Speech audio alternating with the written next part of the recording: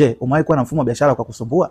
Watu wengi sana wamekuwa kilalamika kwamba wanafungua mfumo na mfumo haueleweki. Data zinaingiliana. Yaani data, wewe una duka lako la spare parts lakini mfumo wako unasoma vipodozi.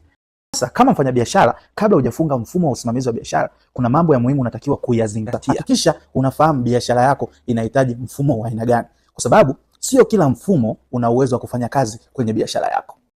Pili, hakikisha mfumo unaotumia una muda sokoni, kwa maana umewahi kupokea data nyingi, data tofauti, data mbalimbali za wateja mbalimbali.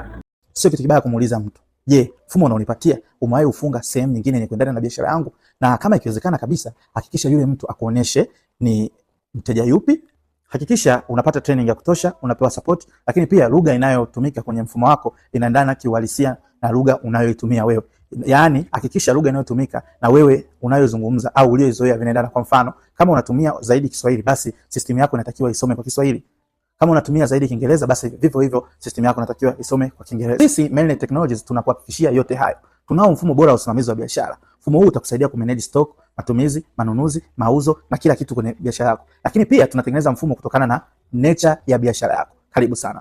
Technologies, where technologies meet simplicity.